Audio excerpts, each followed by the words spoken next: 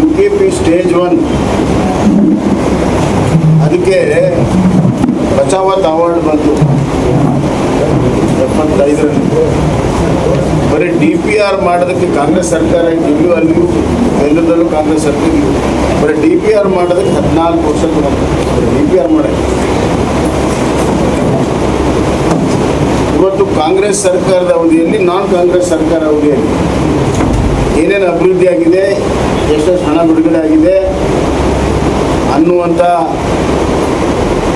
ಒಂದು ಕಂಪ್ಯಾರಿಟಿವ್ ಆಗಿ ದಾಖಲೆಗಳನ್ನು ಬಿಡುಗಡೆ ಮಾಡಬೇಕು. ಕಾಂಗ್ರೆಸ್ ಸರ್ಕಾರ, ನಾನ್ ಕಾಂಗ್ರೆಸ್ ಸರ್ಕಾರ. ಇಡೀ UKP ಇಷ್ಟು ಹಿನ್ನಡೆ ಆಗೋದಕ್ಕೆ ಮತ್ತು ಇಷ್ಟು ಕಾಸ್ಟ್ ಹೆಚ್ಚಾಗೋದಕ್ಕೆ ಬಹಳ ದೊಡ್ಡ ಪಾತ್ರ ಕಾಂಗ್ರೆಸ್ ಸರ್ಕಾರ. ನಾವು 2009-10ರಲ್ಲಿ ಇನ್ನೂ ಅವಾರ್ಡ್ ಆಗಿರಲಿಲ್ಲ. ಸ್ಟೇಜ್ 3 ಟ್ರಿಬ್ಯುನಲ್ ಅವಾರ್ಡ್ ಆಗಿರಲಿಲ್ಲ. ಆದರೂ ಕೂಡ ಮುಳವಾಡ್, ಮುತ್ತಿ ಬಸವಣ್ಣ, ಚಿಮ್ಮಲ್ಗಿ, ಮಲಾಬಾದ್, ಕೊಪ್ಪಳ ನೀರಾವರಿ ಇವೆಲ್ಲದಕ್ಕೂ ಅನುಮೋದನೆಯನ್ನು ಕೊಟ್ಟು, ಸಮುದ್ರ ಕೃಷ್ಣಾದಲ್ಲಿ 9 ಯೋಜನೆಗಳಿಗೆ ಅನುಮೋದನೆಯನ್ನು ಕೊಟ್ಟು ಈ ಯೋಜನೆಗಳನ್ನು ನಾವು ಪ್ರಾರಂಭ ಮಾಡಿದ್ವಿ. ಬರೀ ಅನುಮೋದನೆ ಕೊಡೋದಷ್ಟೇ ಅಲ್ಲ, ಟೆಂಡರ್ ಮಾಡಿ ಪ್ರಾರಂಭ ಮಾಡಿದ್ವಿ. ನಾನೇ ಅಡಿಗಲಾಗಿದ್ದು 2012ಕ್ಕೆ ನಮ್ಮ ಅವಧಿ ಮುಗಿಯುವಾಗ ಬಹುತೇಕವಾಗಿ ಲಿಫ್ಟ್ ಎಲ್ಲವೂ ಕೂಡ ಮುಗಿದಿತ್ತು. ಆದ್ದರಿಂದ ಇದು ಮೊದಲೆಲ್ಲ ಕಾಂಗ್ರೆಸ್ ಸರ್ಕಾರ ಇದ್ದಾಗ A scheme, B scheme, A scheme, B scheme ಇತ್ತು. ಈ ಮುಳವಾಡ ಮತ್ತು ಕುತ್ತಿ ಬಸವಣ್ಣ, ಚಿಮ್ಮಲ್ಗಿ ಇವೆಲ್ಲ ಮಾಡಬೇಕು ಅಂತಂದ್ರೆ ಸರ್ ನಾವು B scheme sir, B scheme sir.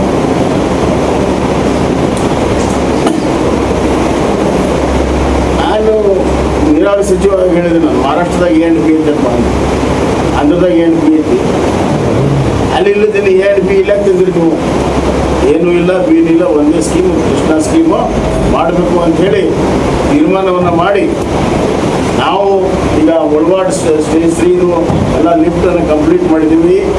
ಚಿಮ್ಮಲ್ಗಿದು ಮಾಡಿ ನೀರನ್ನು ಕೂಡ ಹರಿಸಿದ್ದೇವೆ.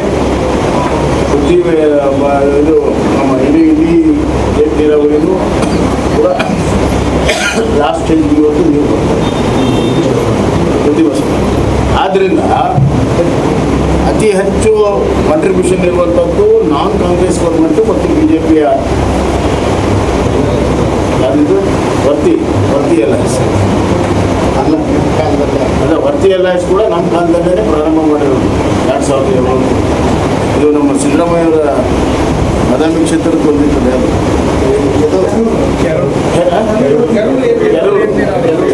ಕೆಲವರು ಏನು ನೀರಾವರಿ ನಾವೇ ಮಾಡಿ ಟೆಂಡರ್ ಮಾಡಿ ಅಡಿಗಲ್ಲೆಲ್ಲ ಸಿದ್ದರಾಮಯ್ಯ ಕರ್ಕೊಂಡು ಬಂದು ನಾನೇ ಹಾಕಿದ್ದೆ. ಮುಖ್ಯಮಂತ್ರಿ ಅವ್ರ ಅಪೋಸಿಷನ್ ಇದೆ, ನಾನೇ ಹಾಕಿದ್ದೆ.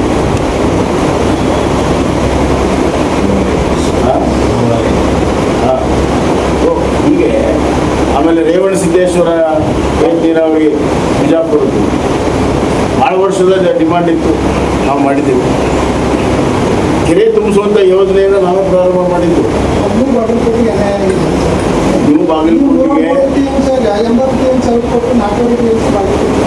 ಅಲ್ಲ, ಅದು ಹಂಚಿಕೆ ಮಾಡೋ ಇರಲಿಲ್ಲ.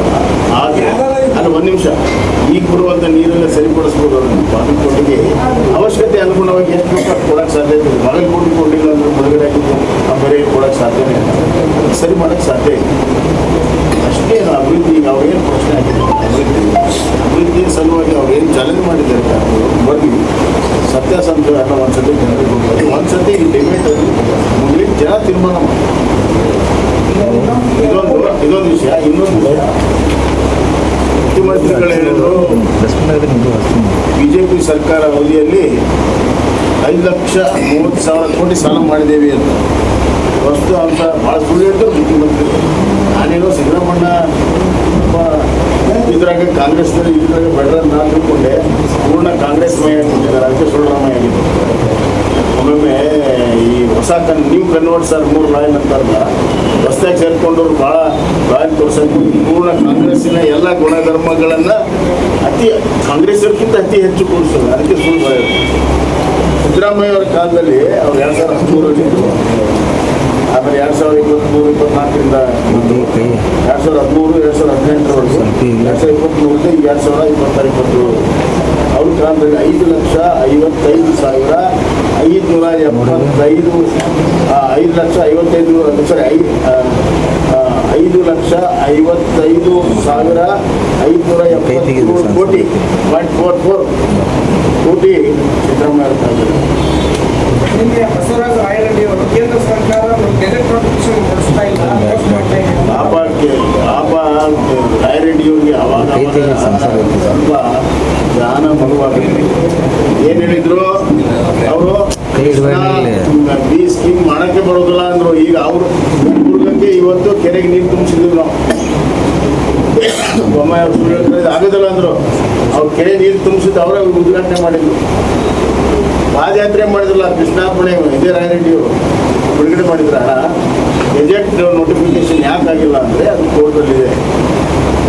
ಆಂಧ್ರ, ತೆಲಂಗಾಣ, ಮಹಾರಾಷ್ಟ್ರ ಮತ್ತು ಕರ್ನಾಟಕದ 4 ರಾಜ್ಯಗಳ ವ್ಯಾಜ್ಯ ಇದೆ.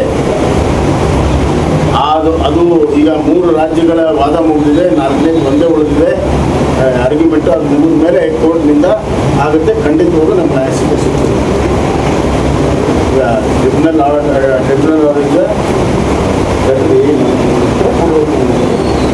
ಟ್ರಿಬ್ಯುನಲ್ ಆರ್ಡರ್ ಇಂದ ಸುಪ್ರೀಂ ಕೋರ್ಟ್ ಡಿಗ್ರಿ ಅನ್ನೋದನ್ನ ನಾವು ವಾದ ಮಾಡಿದ್ದೀವಿ. ನಾನೇನು ಹೇಳಿದ್ದೀನಿ ಮೊನ್ನೆನೂ ಕೂಡ ಶಿವಕುಮಾರ್ಗೆ ಹೇಳಿದೆ, ಇದೆಲ್ಲ ಸುಮ್ಮನೆ ರಾಜಕೀಯ ಸಲುವಾಗಿ ನೀನು ಅವ್ರ ಮೇಲೆ ಸಿದ್ದರಾಮಯ್ಯ ಸುಳ್ಳು ಹೇಳ್ತಾರ, ನೀನು ನೀರಾವರಿ ಸಚಿವ ನಿಮಗೆಲ್ಲ ಗೊತ್ತಿದೆ, ನೀನು ಸುಳ್ಳು ಹೇಳ್ಬೇಡ. ನಿಮ್ಮ ವಕೀಲರಿಗೆ ಸರಿಯಾಗಿ ವಾದ ಮಾಡೋಕ್ಕೆ ಹೇಳು, ಸರಿಯಾಗಿ ಡೇಟ್ ತೊಗೊಳಕ್ಕೆ ಹೇಳಿ. 3 ವರ್ಷಕ್ಕೊಮ್ಮೆ ಡೇಟ್ ತೊಗೊಂತಾರೆ.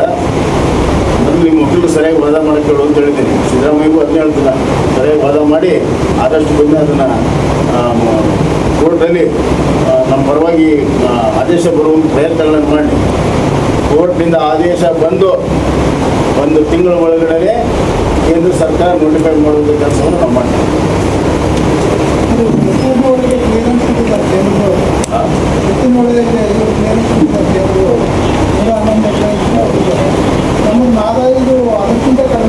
ಇಲ್ಲ, ಅಲ್ಲಿ ಇದ್ರ ಕ್ಲಿಯರೆನ್ಸ್ ಆಗಿದೆ, ಫಾರೆಸ್ಟ್ ಕ್ಲಿಯರೆನ್ಸ್ ಆಗಿದೆ. ಮಾದಾಯಿ ಫಾರೆಸ್ಟ್ ಕ್ಲಿಯರೆನ್ಸ್ ಆಗಿ ಹೋಗಿದೆ.